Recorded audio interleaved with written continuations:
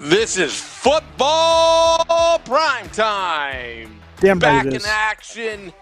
Had a little Woo! scheduling conflict. I'm so glad that you guys are not in the same room with me because I had a terrible, terrible time with you guys last week.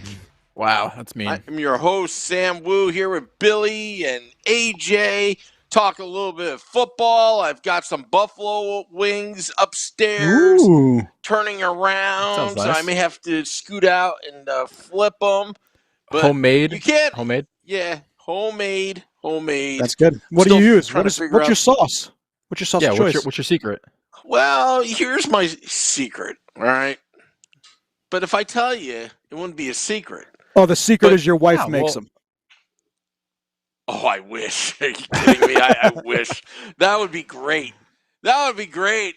And then by halftime, football prime time, they would the wingies will just get right in front of me, and I just have to do nothing. Perfect.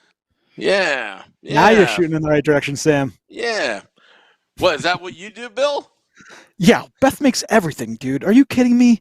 The only thing I can make is I can grill burgers. I can make a very good omelet. I am an expert omelet maker. I'll put my omelet up against most people. Really hard to make an omelet. Well, no, omelet and scrambled eggs. I do it the right way, the Gordon Ramsay way. No. There is a difference. There's a big difference between on the heat, off peasant the heat, eggs. on the heat. Between peasant eggs and Cream Gordon fraiche. Ramsay eggs. Yes, creme fraiche. Yep, butter, lots of butter. Yes. No, but I do that. I do the grilling, and I'm actually a pretty decent baker. I make a really good apple cake, and then which as you can tell, I eat a lot of cake. What else? I make one thing that Beth really likes. Oh, I do it's kind of like a burrito. I forgot shit. It's with the green sauce though. It's like a burrito with green sauce. It's so good you don't even know what it is. Salsa verde. It's a chicken salsa verde wrap, and you take the tortilla and you coat it in egg, and then put that on the pan and let that like crisp up, and then you put the chicken on it and salsa verde and some creme fraiche, and I could eat tons of those. So is that from ShopRite? No. Kings? No. That's all Bildine. 100% Bildine. The only thing I do cheat on, and I don't, obviously, you're supposed to do pulled chicken, so I get the rotisserie chicken from Kings or wherever. I actually usually get it from Costco or from, what's it called, ShopRite. Bill, let me just sum it up. Our cooking styles, they're very similar. Fat? Besides being fat and no, our cooking style is fat. Yeah, it's fat, but it's not really cooking. It's tailgating, if you think about it. That's because true. I notice, I know how to make wings. I know how to make ribs. Anything on the grill. I know how to make. Anything that's manly. I know how to make. Turducken or anything like fire. Grilled cheese. Yeah. Throw grilled cheese on the stove. It's a real manly, meaty, no offense to the vegans. Stuff that's not complicated. Yeah. Easy to make. Yeah, but when it starts to become, something fancy schmancy from a French restaurant, now, nope. That's me. Nope. I'm the cook in the really Morristown Dean household, so Abby I like sucks, to right? experiment. No, she just is usually at work or dealing with school. Oh, it's a convenient work excuse. So, but no, she would not survive without me cooking. That's for sure. Yeah. No, but yeah, it is one. I'd say it's 97% Beth, 3% Bill, and usually the 97% that Beth makes is good. And I've had a lot of clunkers that I've tried to make because I try to every once now and then, maybe every other week or so, I try to make a very good, interesting meal that we have not had, and it usually sucks ass. Oh, it's terrible. Usually it's something I. Go ahead. I say I'm a big experimenter too. I like to experiment, and then Abby's like, "Oh yeah, it's good, but like yeah, maybe I'll just tell me it not sucks next time." Yeah.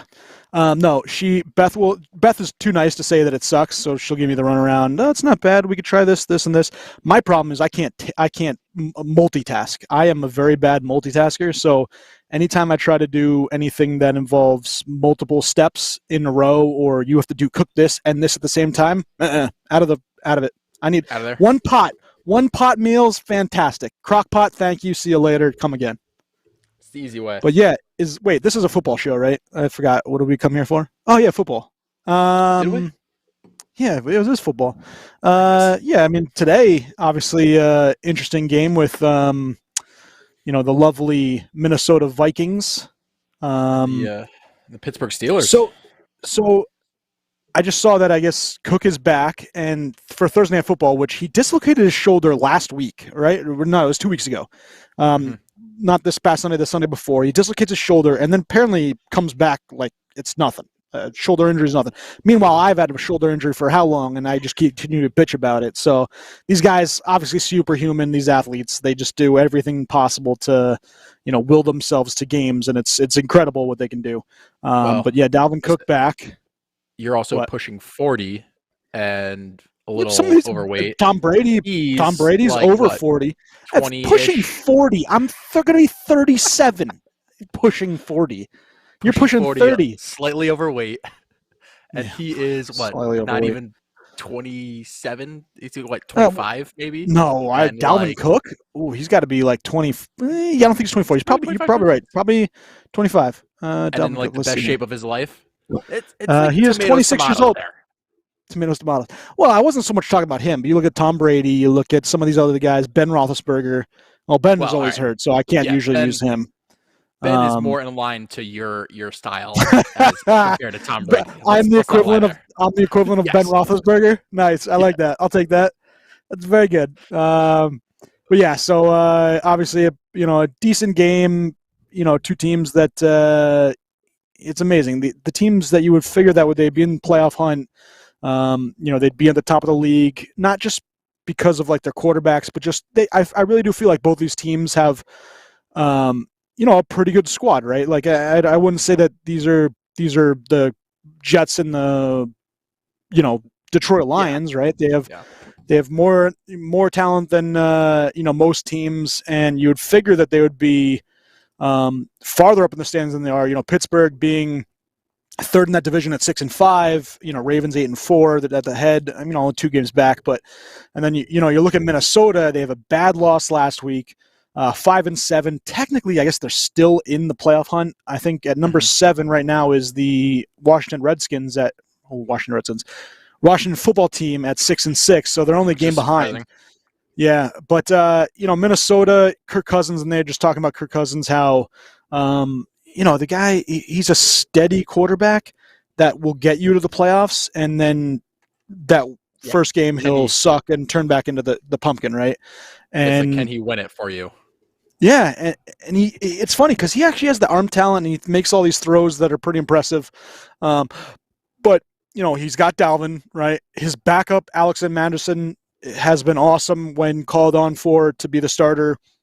He could be a starter anywhere else and be a very good back. And I wish, if I was the Jets, I'd try to trade for someone like that. A backup guy, give him a 3rd round pick, try to say you do something like that. But I mean, I'm quite content with Michael Carter and the way he's shown.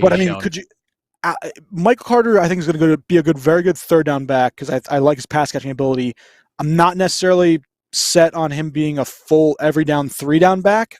That's what what happened with him in North Carolina. They had Javonte Williams, and he was kind of that scat back role. But Alex Madison, you see him running through tackles, and he is a beast. So that would be someone and it's never going to happen. Minnesota would be dumb to get rid of this guy. He averages almost 4 yards a carry. He's been fantastic when called upon. Yeah, he's Boise State, which obviously Jets have. There's been a couple Boise State running backs that I've seen before that haven't gone as well. Minnie's trying to eat something out of the garbage.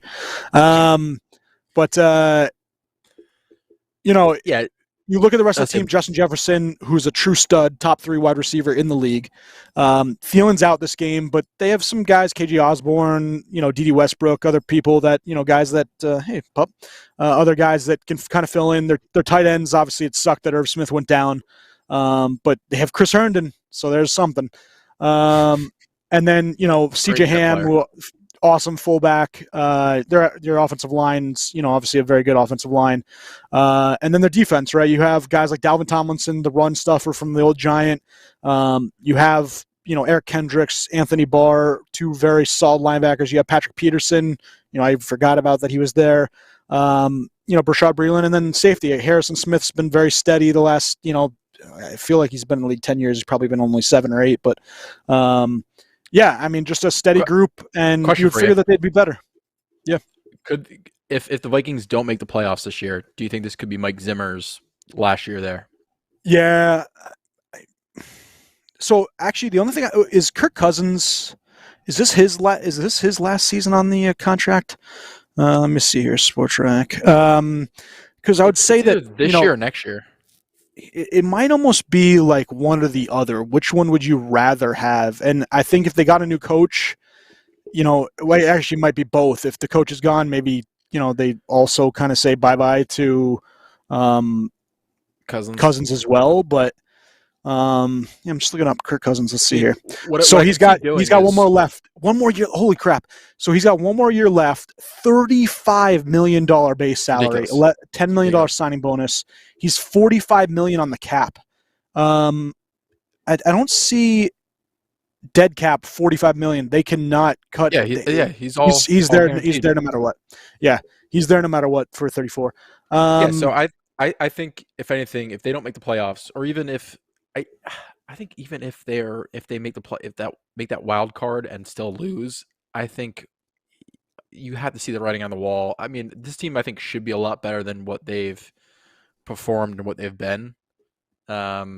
So per press release from the Vikings on July 28th, Zimmer signed an extension, 2 years, $5 million annually. So I guess that's going to be next year and the year after. So yeah, through the 2023 season. I still think what you do is, depending on how they finish this year, get rid of Zimmer, get your new head coach, and then you see what Cousins does, and then if the team plays poorly again, draft a new quarterback. Yeah, I mean, or maybe they draft someone like Pickett this year or something like that. And we'll get into college football because that's obviously been a big thing this past weekend. Just for the Steelers, real fast on the other side. I mean, TJ Watt.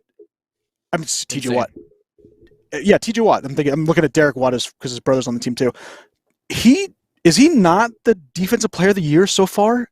I mean, I know that, I know, and this is actually a very good question. So, and something I listened to other people talk about in sports and stuff. But so, can the defensive player of the year be the defensive player of the year if he's not even the best player on his team? So now I'm talking about Trayvon Diggs, right? He's been awesome. Yeah. Is it 9 interceptions? Has Trayvon Diggs had 9 interceptions? He's got 12. He's got 12? He got 12 interceptions. So son of a b. One of my trivia questions actually revolves around him and potentially breaking the record for most interceptions in a single season. I did not know he had 12 interceptions. I thought he was like 9 or 10. No, but he's been amazing.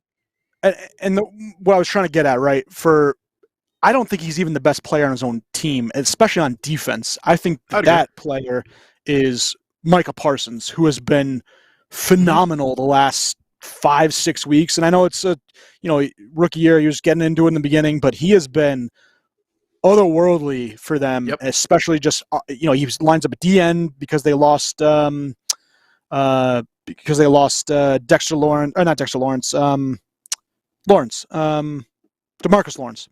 They lost him at the end, and all of a sudden, they're looking to see someone step up, and Micah Parsons has been awesome for them. And that's where I was just thinking, can you could you have a guy that, is going to be Defensive Player of the Year when he's not even really the best player on their own team? There's got to be, I don't know where that kind of stands up, but so that's what I was saying, that TJ Watt, the guy has been fantastic. 16 sacks, which is first in the league, 4 first fumbles, which is tied for third. I don't care about tackles because he's DN, but he's continually wrecking, what other teams do on offense. And for a team that's, right now on the outside looking in the playoffs, he's one of the only reasons that they're 6-6. Ben Roethlisberger's had duds, and that defense still continues to, wreak havoc, and it's fun to watch. That defense I think is still good. It's funny. I still think that offense should be. It's almost similar to the Vikings, where I know Kirk Cousins is a lot more of a I don't want to say better quarterback, but he's playing a lot better than Big Ben. But I still feel like both of them are still falling short. And maybe that's just me thinking of Kirk Cousins like the normal Kirk Cousins that we've kind of seen over the past couple of years. I mean, he's having a great season, but I still think when push comes to shove, I wouldn't want him leading a drive at the end of the year. And I mean, Big Ben with the talent that he has at wide receiver there, with Najee Harris at running back there. Yeah. How is this offense not better? Like this team should not be 6-5, 6-5-1. It sucks that they don't have a quarterback waiting in the wings. I guess they kind of thought that Mason Rudolph would have been it. When they first drafted him 2 or 3 years ago, but obviously he's shown that he's not going to be the guy you want. I mean, it's time, in this year's draft to definitely draft a QB that's, the heir apparent, or go after somebody in free agency, because, I think the writing's on the wall with Big Ben potentially retiring at the end of this year. They're getting a quarterback in the draft, and definitely a new era for the Steelers. So, I mean, I can see this offense being lights out better next year with a rookie quarterback than this year. Yeah, I mean, lights out. But like, look at what like somebody like Justin Fields has done for the Bears. Yeah. I know he gives so much more life to that offense in Chicago. I mean, even Zach Wilson, even with his terrible picks and all that stuff, if he had better play around it, like better receiving core for the most part, if he had the talent that the Steelers have at wide receiver, I think he would be in a much better position than what we've seen from Wilson. I think you put in any rookie quarterback, especially with Tomlin as a head coach, I don't think he's going to really put a rookie in a comparable position. And they're going to get somebody in free agency that's a veteran that's going to show the guy the ropes. So I think it would be lights out better having a rookie there than Big Ben, honestly. Yeah, I mean, someone that at least has a little more mobility, someone that can that doesn't have those issues with throwing the ball sometimes. I could see that. I mean, he's been real bad this year, and that's obviously why he's going to be retiring. But you look at some of the plays that Ben makes, and you can clearly tell that he is not the player that he was even 5 years ago. He's long gone. But just on defense, I wanted to see if there were anyone else that I thought could be, in kind of the running with TJ Watt. I know Myles Garrett has had a really good year. Same thing, Matthew Judon, but these two guys, underneath the numbers hasn't been as good. So Micah Parsons, by the way, 72 total tackles, which, for guys with more than 10 sacks, he is 20 tackles ahead of anybody else. How many sacks does he have? He has 10 through 12 games. 72 tackles. Don't you wish the Giants drafted him, Sam? Yeah, he leads the league. Him and TJ Watt are tied for the league lead in tackles for a loss at 16. Fire Gettleman. Fire Gettleman. Micah Parsons also with, a bunch of forced fumbles. I think he's got 2. He's been steady, and someone that, he's going to be awesome for a long time. But No. So I'm looking at Trayvon Diggs. He has 9 interceptions. I was right. Where did you see 12? I don't know what shitty website you're looking at. I'm on ESPN. I don't know if that's well, maybe the ESPN's wrong, but yeah, Trayvon Oh, I'm Diggs. sorry. You're right. Sorry, it's through 12 40. games. He has the 9 Yeah, interceptions. 40. Yeah, 9 interceptions through 12 games. I was saying, man, I think I was way off. The 2 touchdowns, but yeah, I think that's a very, and I mean that team, Trayvon Diggs, who was. Go ahead. Sorry, I just want to make a statement here. Absolutely. And I have a question for you guys. I think and we have video of this, going crazy that Micah Parsons wasn't picked by the New York Football Giants. Mm-hmm. There was the last 2 drafts, if Sam remembers rightly. Micah Parsons this year, and then who was the guy last year, Sam? That we talked about. Is it Isaiah Simmons. Yes. Yep. And who's also very defense. If you draft defense, and think about it, if you draft defense like that, maybe the difference between the Giants and the Cowboys this year is Micah Parsons. Because the Giants lost Blake Martinez very early on. He didn't look good in training camp. Yep. Had they had Micah Parsons with the defense, Tony hasn't amounted to much, both in camp. You know, he's shown flashes of brilliance, but Injuries, yeah. But defense, the Giants, there are a handful of games that they lost by a couple points. Yeah. So, therefore, if the Mara and Tisch family is looking for an armchair GM to be the GM of the football Giants, I'm available. Yeah, I mean, Isaiah Simmons real fast, 48 total tackles, 1.5 sacks, 3 forced fumbles, an interception. You know, he's been really good, rated obviously in PFF very high. I mean, him and Micah Parsons together on the same team is pretty ridiculous. But yeah, I mean, Giants fans should be, and maybe we'll pull this up now because Sam actually come back. So on Twitter, I saw a couple things pretty funny Giants related, and we'll go into maybe the Giants a little bit. But so here was one. It was the Giants offense never scored 30 points under Jason Garrett, who had lost his job 2 weeks ago. Mm-hmm. 0 times in 26 games did he have over 30 points. That's not good.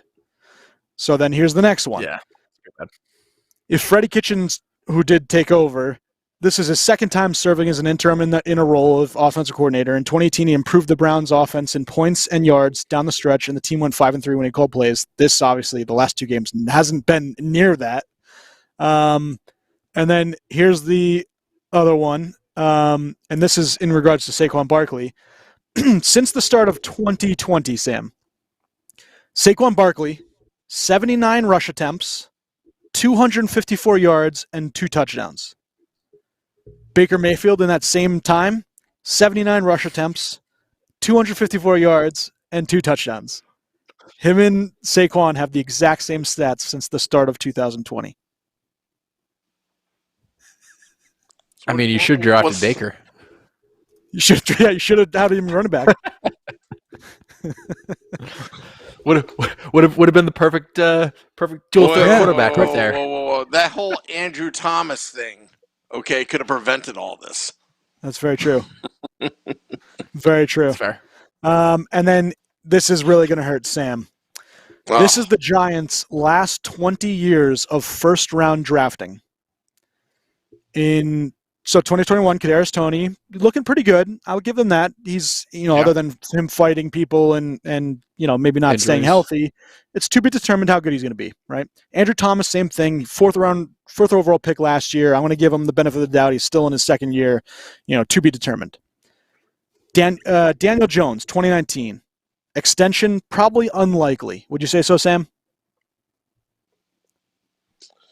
It all depends where they place in the draft.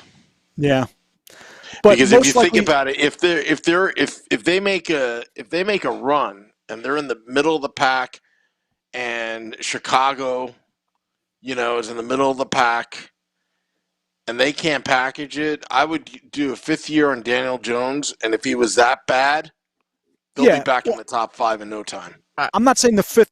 I definitely agree with that, giving him that 5th-year option. But you don't think he's going to get an extension? Nothing like, oh, we're going to give him 5 No. years and here's the bank, right? Like that was the point of that. I don't think they will, but if they do, they'll get him on the cheap. And I think Daniel Jones, he's not going to get it. I mean, Yep. It's not his fault. Same with Saquon. I don't think it's either player's fault. I think it's a lot with when you don't have an offensive line. It doesn't matter what you have back there. Yeah. So also 2019 first-round pick Dexter Lawrence most likely will get an extension. He's been pretty good, Dexter Lawrence. He's someone you want to have around, especially on that defensive line. The other 2019 first-round pick, DeAndre Baker, waived in 2020. Obviously, he had that whole thing about wasn't he the one that went to the place and robbed at gunpoint? Remember we went over that whole thing last year, Sam, the emergency podcast? I don't want to talk about it. Okay. 2018, Saquon Barkley, extension most likely not going to happen. 2017, first-round pick Evan Ingram, most likely not an extension. Yeah. Eli Apple, 2016, traded in 2018. Eric Flowers, 2015, waived in 2018. 2014, Odell Beckham Jr., extended in 2018, but then traded in 2019. 2013, Justin... They got a lot out of that trade. Yeah. I agree. Yeah, That was a win for them. But I'm just saying, this is your draft picks. 2013, Justin Pugh walked after his rookie contract. 2012, David Wilson, running back, was supposed to be Saquon Barkley, waived in 2015. Well, it was the injuries. Yeah, I know. Prince Amukamara, 2011, cornerback, walked after a rookie contract. 2010, Jason Pierre-Paul, extended in 2017. Obviously, the big injury. He was traded in 2018. Blew his hand off. I know. Yeah, I mean, but I'll say that one's fair though too. Yeah, no. I'm not saying that some of these aren't fair. I'm just saying this is their drafting. Yeah. 2009, Hakeem Nicks walked after rookie contract. Obviously, helps them win a Super Bowl. 2008, Kenny Phillips, free safety. Time out there. Hakeem Nicks would have never happened if Plaxico didn't shoot himself in the foot. Very true. Or in the leg. Yep. Kenny Phillips, free safety, walked after rookie contract. Aaron Ross, cornerback, walked after rookie contract. Matthias Kiwanuka, extended 2011 to 2014, so very good pick. Time out there. That Aaron Ross. Yep.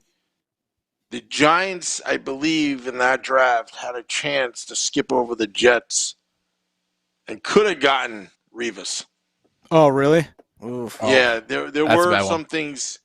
Yeah. They settled for Ross. Yeah, that's a big settle. Would Revis be Revis without Rexy? Sexy Rexy? Yeah, with Rex. Who knows? Eli Manning, 2004, obviously extended. William Joseph, 2003, defensive tackle. He walked off his rookie contract. 2002, Jeremy Shockey, tight end, extended in 2005, but then traded in 08. 2001, Will Allen, walked after rookie contract. And 2000, Ron Dane. I know. And then 2000, Ron Dane walked after his rookie contract. So you have know the whole story about Will Allen? 3, 4, 5, 6, 7, 8, 9, 10, 11, 12, 13. You have 13 players with how many picks? 1, 2, 3, 4. 20. 20, 21? No. 23 picks, you have 13 that walked on or before their rookie contract. Yeah, I think that's the bad thing is letting some of these players walk after their rookie contract. But they didn't work out. I'd like to ask you guys about the New York Jets. This wasn't a Jets discussion. This is just you all. I want to know the Jets. No. Let's do it in that mix. No. Let's do Jets talk for years. No. We're gonna get to this because they obviously lost last week, so that's fury in my loins. So, list of New York Jets first round draft picks. List of Jets New York first round draft picks. So Elijah Vera Tucker, I like him. Zach Wilson, don't like him. Mekhi Becton, we'll see, been injured. Quinn Williams, he's been good enough that he'll probably get an extension, but I don't think it should be for really large money. 2018 third round overall pick Sam Darnold. He's obviously was traded. Yep. Jamal Adams also traded in 2017. Darren Lee, they let him walk. Actually, I think he might have been traded. Sorry. Leo Williams, who Sam knows all too well, traded. Calvin Pryor, terrible. Sheldon Richardson, he had pretty good, run, but he was just, they had way too many defensive tackles on the team, and he was the odd man out.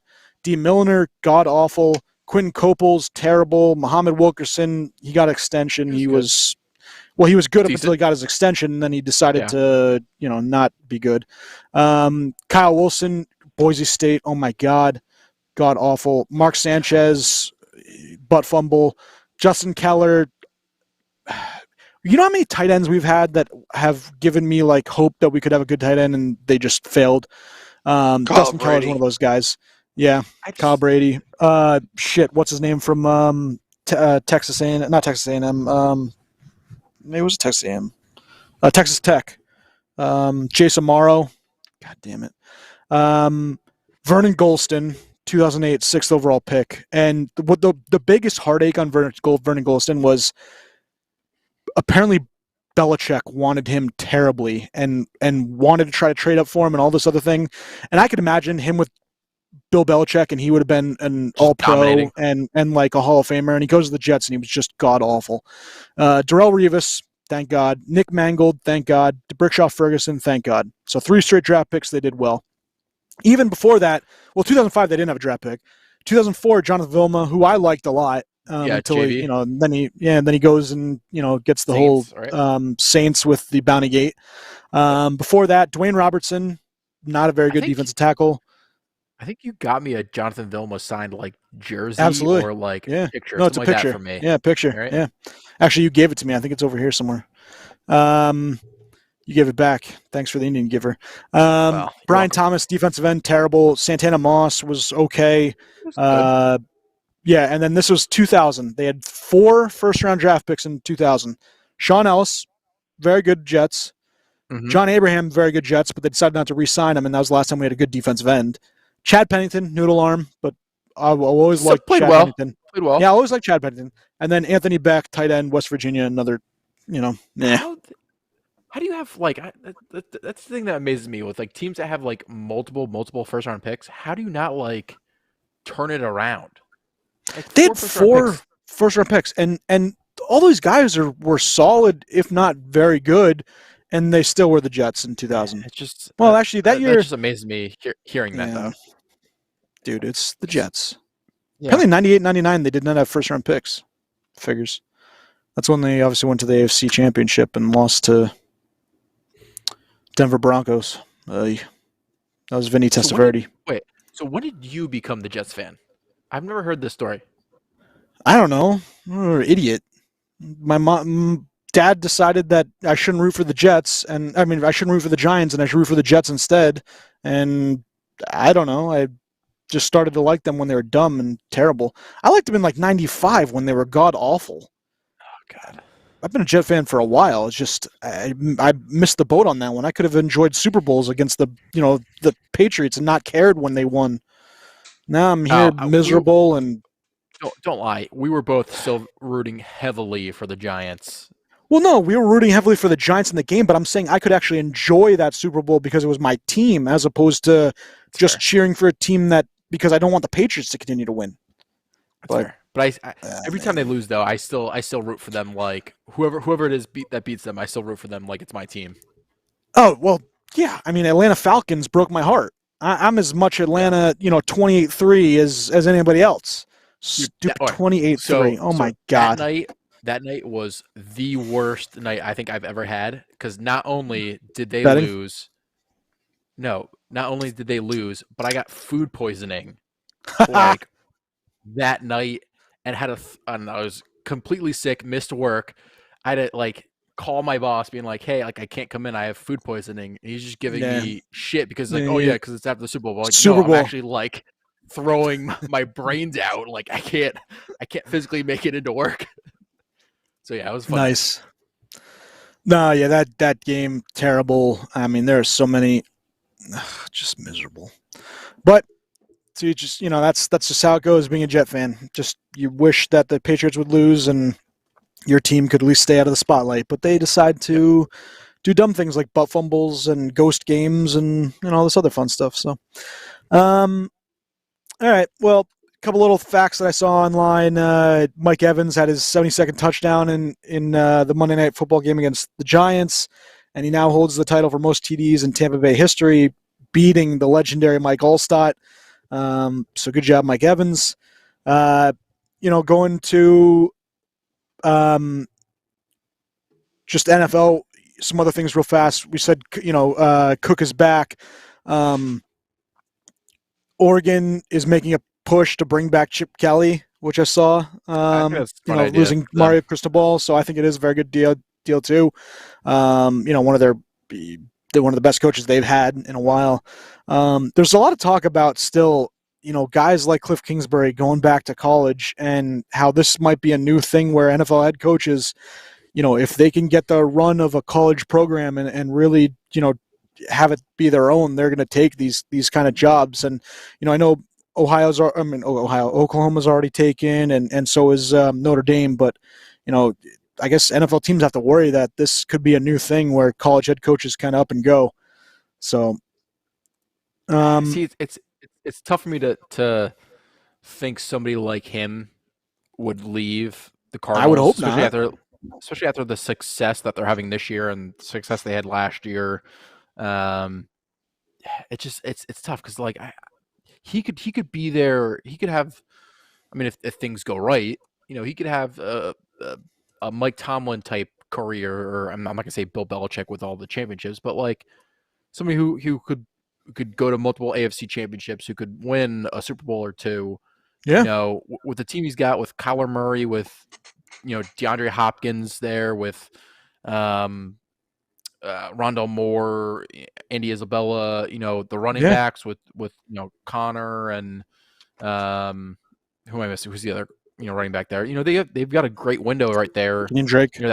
That defense is Chase Edmonds. Yeah, Chase Edmonds. That defense there is doing fantastic. I just don't see how somebody like him would leave. I mean, I could see him, maybe a year or two, left on his contract, being like, all right, we're going to extend this, and we're going to extend it for a lot of money, or else I will walk, and go back to a college program where they'll pay them, an obscene amount of money. But it's just tough for me to think that somebody like that would leave. But then again, I didn't think what's the name from Notre Dame would leave. Notre Dame, but apparently people are idiots. Yeah, definitely are. All right, so just looking on Facebook Live, appreciate everybody, putting out some messages. Osborne tonight. Steve asking, should we play Osborne or wait to see what's happening with Williams/Guyton? I'd probably go with Williams/Guyton. Yeah. Jared with want worse. Look at the Jags. Yeah, very bad. Especially when they bench their best offensive player in James Robinson when he fumbles, and then the same thing happens with their other running back, Carlos Hyde, and he fumbles in the next series. And so that makes sense. Marshall with us sitting here laughing at the Giants segment. Very good. Fanboy melts down. I agree. Yeah, Jets are worse. All right, so quickly, college football All-Americans, and I only do this because AJ's has two guys from Purdue in the college football All-American list. Yeah. My Purdue Boilermakers in basketball, currently ranked number 1 in the nation. All right, well, this is not a basketball podcast. Hold on. They're on right now. If you have Big Ten Network or whatever, watch them. I mean, they're down 6 right now, but Purdue. We'll turn around. Yes, go Purdue. What did Purdue actually end up with football? Are they still ranked? They're not ranked anymore. They're playing in the Motor City Music Bowl or whatever in Nashville against Tennessee. So that's not a home game at all for Tennessee. No, not at all. Was Tennessee ranked at all? No, right? They're out of ranking. No. Yeah, I'm looking at it right now. They're not ranked. Just quickly, rankings, obviously Bama number 1. They beat Georgia. They deserve it.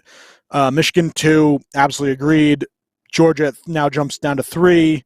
Cincy 4, obviously Cincy, good story. They're going to be in the college football playoffs, and they have to prove real fast if they're good enough because Bama's going to. I mean, it's going to be a really interesting game. Does that offense for Cincy? Are they able to move the football on Bama? I'll say I don't and the see Bama's them, offense. I don't see them winning or beating Alabama. I want it to be but competitive.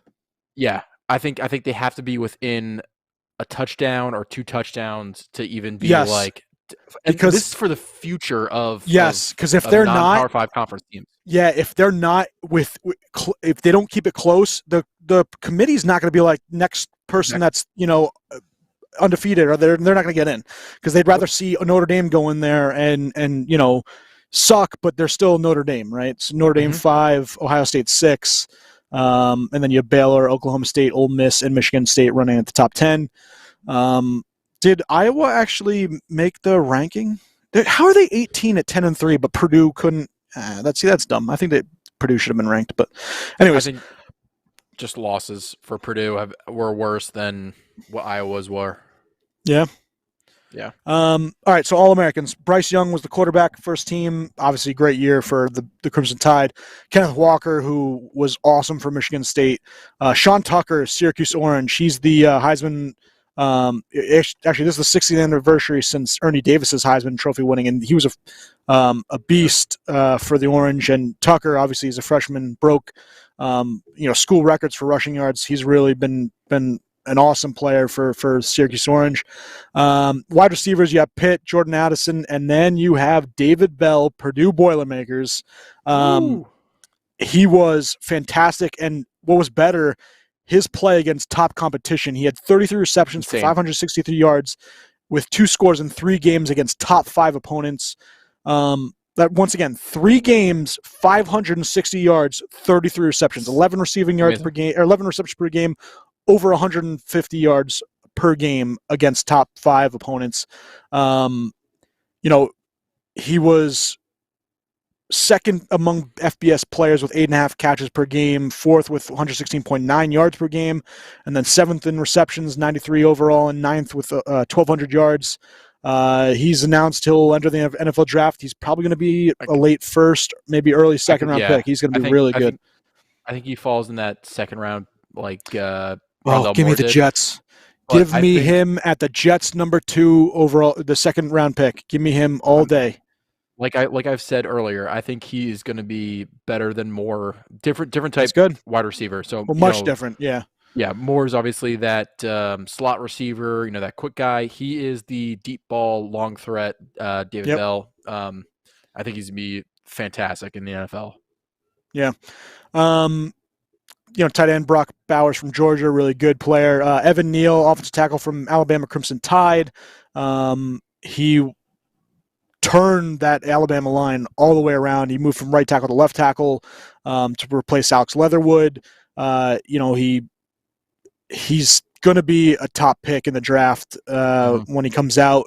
Tyler Lindenbaum, the center from Iowa, I have already said I'd spend a number 1 pick on this kid. I think he's going to be the top center in 22 draft.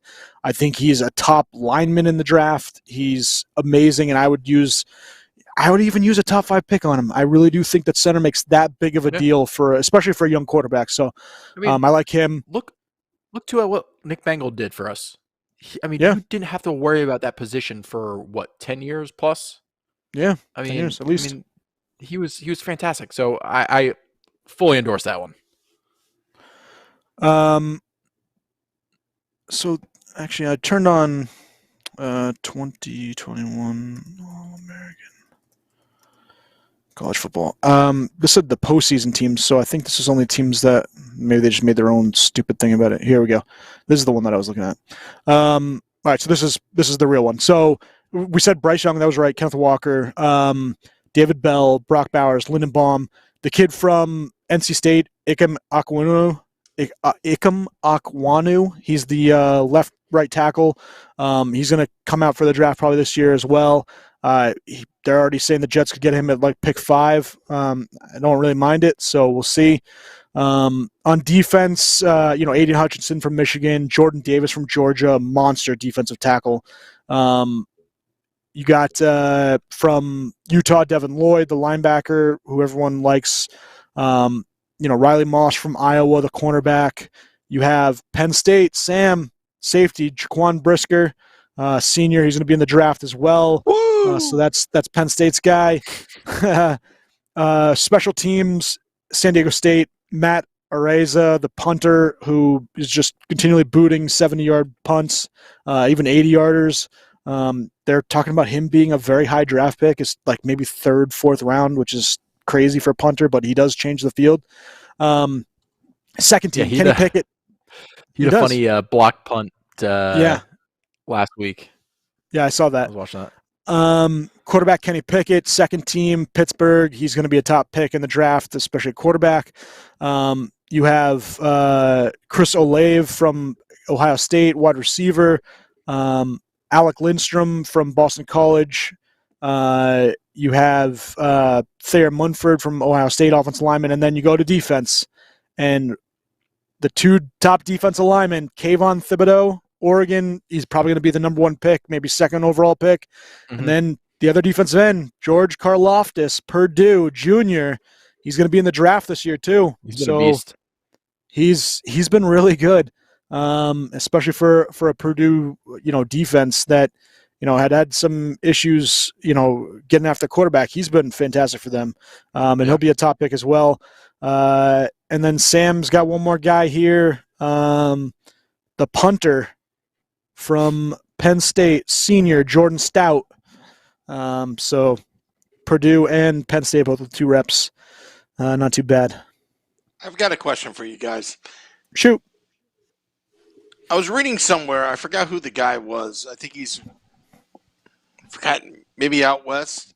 He's a punter that can punt 80 yards. Matt Areza, we were just talking about him. He's the All-American.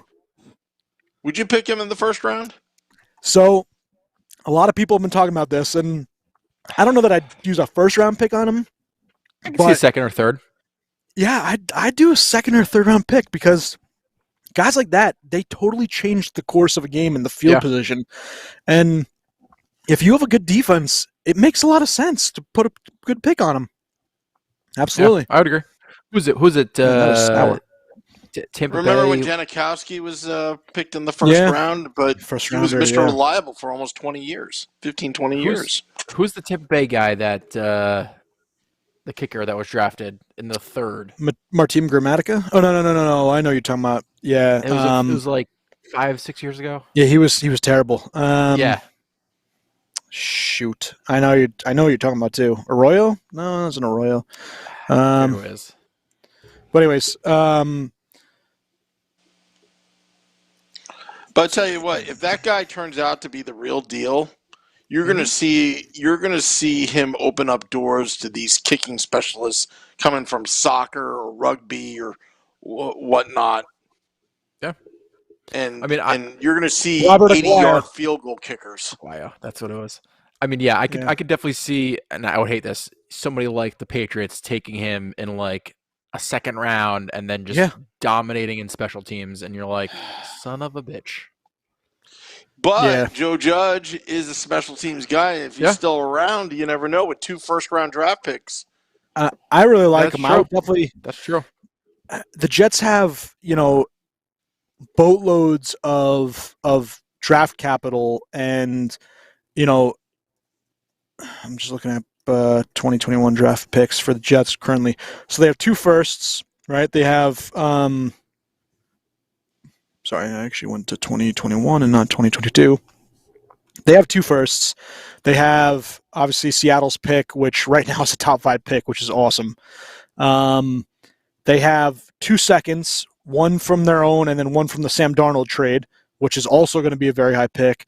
They have their own third, 2 fourths, and then 2 fifths. And I would, if they took at Carolina's pick the punter there, and they took, if they took Bell at the first pick in the second round, and then at the second pick they took the punter, I would be very happy. I would be very cool with that. I mean, especially if this kid's supposed to be what he is, and it's a guy that can totally change the course of a defensive, setup because he can put him back so far.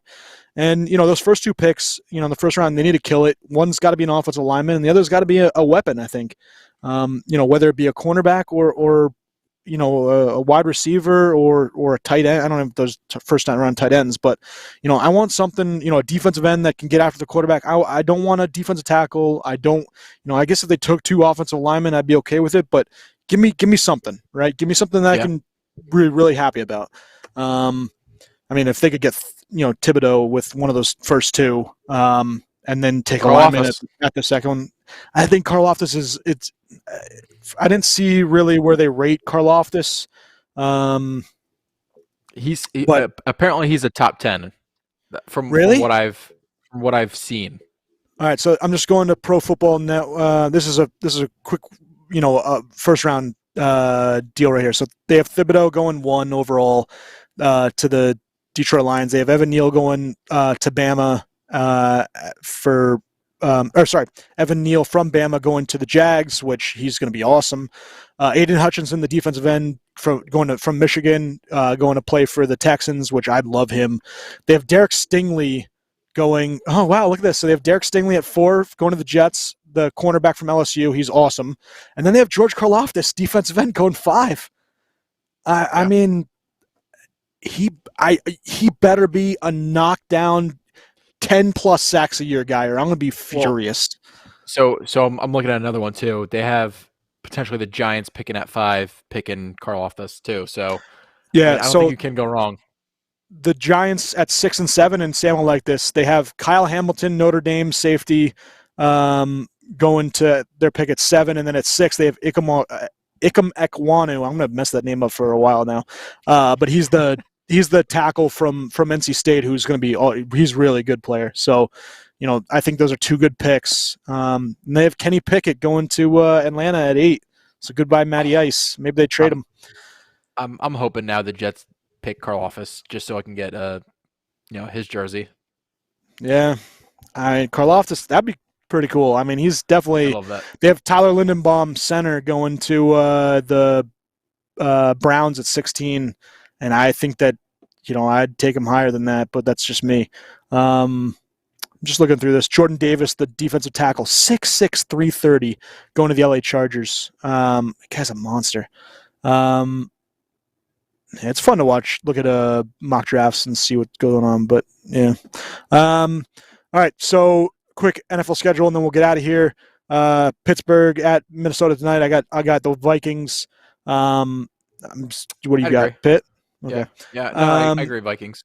Baltimore at Cleveland, that 1:00 game. I know it's interdivision, but I got Baltimore.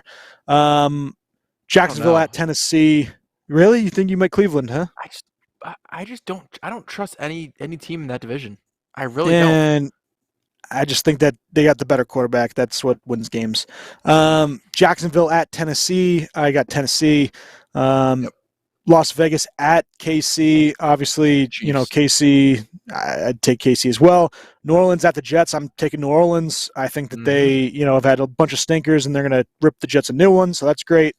Obviously, we said about the last week's game, but the New York Jets, they looked awful, versus the Eagles. And the thing that upsets me is you have all these not draft guys, but you have all these scouts and stuff saying, Wilson looked good, or he looked okay, and that's a big improvement. Like, okay is not an improvement for me. I want him to look good.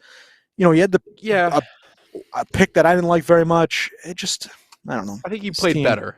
I mean, I'm trying to look for something. I think he played better than what he's shown. But better than shitty is like It's like something. Whatever. Dallas at Washington. I'm taking Washington on this one.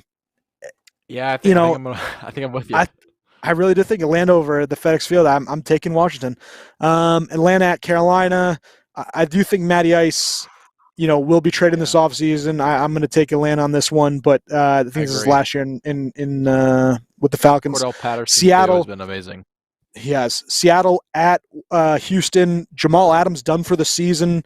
Russ should be done too. Give me Houston on this one. Yeah. This is really my heart hoping too, but yeah, give me Houston.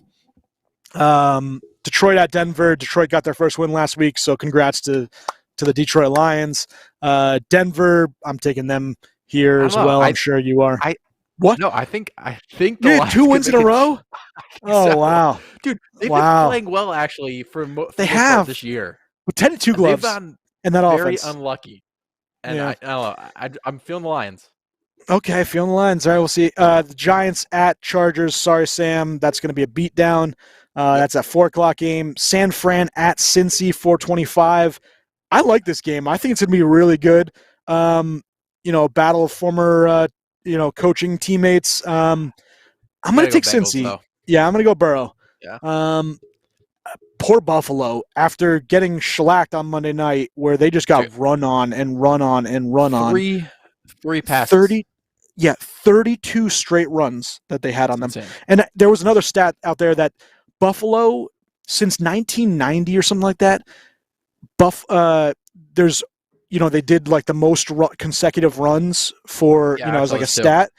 And Buffalo has the 2 highest since 1990, 32 straight versus the Patriots this year, and also this year versus Jonathan Taylor and the Indianapolis Colts, like 26. Like, something ridiculous. They do not play in the trenches football, which is not good. I just don't get defensively. How do you just not play that run? They're doing it all the time. Just play the run. Like, maybe they thought, hey, this next one's going to be a pass, so let's set up as a pass, and they get run again. At that point, you just got to let, if Mac Jones is going to beat you, then Mac Jones is going to beat you. Like, just play the run. There was, no joke, 6 straight plays where they did the same play. They went left, right, left, right, left, right. The Patriots did, and they got positive yards on each time. How is that possible? Or that, the Buffalo Bills 17. are frauds. They're frauds. They are paper. They are paper. Paper heroes. What is that? I think paper heroes. No, what is it? I don't know. So sure Buffalo at Tampa. I think Tom Brady's gonna crap all over them. Chicago at Green Bay. Aaron Rodgers owns them, and he's gonna own them again. Yeah, I think this is gonna be a good game. Closer. I mean, I still think Green Bay covers, but I'm hoping it's a decent game to watch. But yeah, I mean, Green Bay should. It's great. You're looking at the same ESPN schedule I'm looking at. Yep. The tickets. I would not have thought that San Fran at Bengals would be the lowest at $14 over Seattle at Houston, which is $15. I mean, I would not have dollars. Yeah, but I would not have thought that Cincy, that would be a bad game, a cheap game. Anyways, bye. You have Indy, you have Miami, you have New England and Philly, and then that Monday night matchup, LA Rams at Arizona Cardinals. Big game. I'm going to get the Rams on this one because I think they need this way more, especially if they're going to really be considered a top team. So I would agree. I think I'm gonna go Rams too, just because I still believe that they are a better team than what they've played in those 4 losses, and even in some of their wins they haven't played that well. I think they're gonna be better. All right, Sam, you ready for trivia? Let's go. Trivia. We'll get out of here. I'm ready. All right, I'm ready. So I told you guys before, I have 5 trivia questions. All right, we gotta go quick on these trivia questions, man. So it should be rather rapid fire, but. Okay. Right, so there are 5 single season records that could fall this year over the next, we'll say 4 weeks now. I'm going to read you guys the record and the player who's attempting to break it. Just, tell me who you think owns the record. So Cooper Kupp currently has 1,366 receiving yards and is on pace to finish with 191,935, which is 11 yards shy of the most receiving yards in a single season. Who owns that record currently? Well, isn't it Michael Thomas? It's not Michael Thomas. Oh, wait, no. Receiving yards? Receiving yards. That's Calvin Johnson. It's Calvin Johnson with 1,946. Still has a chance to break it. Kupp also has a chance to break the single season receptions. That's Michael Thomas. That's Michael Thomas with 149. Okay. He's actually on pace to break that one. Let me. I lost my place here for a second. He's got 100 receptions right now, and he's on pace to break that one. Next one, Trayvon Diggs has made a name for himself, with the 9 interceptions in his second year. He needs 5 more receptions to tie the single season record. Which former Ram holds that record? Yeah, so I know this one, so I'll let Sam guess, but only because I love the name. His nickname is awesome. And so, Sam, do you know who the interception leader is for single season? He's an Ronnie awesome Lott? nickname. It is amazing. It is not Ronnie Lott, but it is. So his name is Dick Lane, and his nickname is Night Train. I mean, that's fantastic. So, Dick Night Train Lane, fantastic name. Dick, That's the only reason I know him. He's got he has the record of 14 passes. That's crazy. Interceptions. 14 interceptions in his rookie year. Yeah, that's the crazy part too. In his rookie year, absolutely amazing. And then we have. I think that the because this is technically considered Trayvon Diggs' first rookie year, right? Is this considered his rookie year? Technically his second year. Oh, it is? Okay. Because he didn't really play though last year, did he? No, but I mean, I think I don't know how the NFL works with rookies and whatever, but yeah, I don't like it. All right, so I got 2 more for you. The next one is T.J. Watt, who obviously we talked about earlier. Was sacks? He got 3.5. Yep, he had 3.5 sacks against the Ravens last week, which put him in prime position to break the record for the single season sack record. Who is it? I mean, does that sack against Brett Favre really count? Yeah. I mean, he almost split his pants getting that Jersey of Honor 2 weeks ago when he did the jump. Reading an article. It was some Detroit Lions defensive back, I think, back in '79 before they counted sacks as a stat. I think he's the unofficial. Oh, really? Okay. Yeah, I didn't know that. I forgot. It was. Yeah. Well, so obviously, your guy Strahan has 22.5, right? 22.5. Yep. Jared Allen came close to that with 22. He had 20. I would say 22. Justin Houston had the same thing, 22. Oh, he had 22? I didn't know that. Yep. That was in 2014. Who do they have coming up that he could get? Because he needs. So he has. So he's what does on he have pace again? to have 23 sacks. He has 16 sacks now. Yep. So he needs 6.5. Yep. Okay. And then I wonder who. So what's his? Who's he play? He's got Lamar Jackson, who has been sacked 36 times. Ryan really? He's been sacked 36 times? The way he runs, yeah, I can see that. I guess so, because he runs up to the pocket, yeah. Yep, Ryan Tannehill, who's got 33 sacks on the year, and then Baker Mayfield, who's got 29. So he's got a pretty good chance of breaking that record. Yeah. All right, cool. I'll be looking for it. And then the last one we got here, got to give some kicker love, okay? Kicker love. Yep, kicker love. Nick Folk has made 33 of 35 field goals this year. Oh, I have no. Including in two in the crazy weather that happened on Monday in Buffalo. Can you name the longtime Eagles kicker who holds the record? Oh, see, I would have thought it would have been Justin Tucker. So, nope. David Akers. Akers. So, David Akers, 2-time Pro Bowler, made 44 field goals at the age of 37 with the 49ers in 2011. He broke Neil Racker's record of 40. Akers and Rackers are the only kickers to reach the 40 field goal mark. Huh. Really? I would have thought more kickers had kicked 40 field goals, but maybe that doesn't. I guess 16 games, right? That's 3.5. Well, it's 3. Yeah. So yeah, roughly, yeah. So yeah. All right, not bad. Good trivia, AJ. Yeah, I tried. Yeah, very good. It's only good because I answered a couple of them. You did. I mean, if you didn't get Strahan, I would have came across the computer and slapped you, but that's just. Yeah. Well, agreed. It didn't happen, did it? No, I did not. I asked a very smart question. Did that sack really count? I mean, Brett Favre will say it counts. It's fair. Buddies. Hey, Bill, why don't you exit us out? I'll give you a chance. Well, I did a very good one intro last time, and then I'll do the AJ hit the exit. Let's go. This is Football Primetime.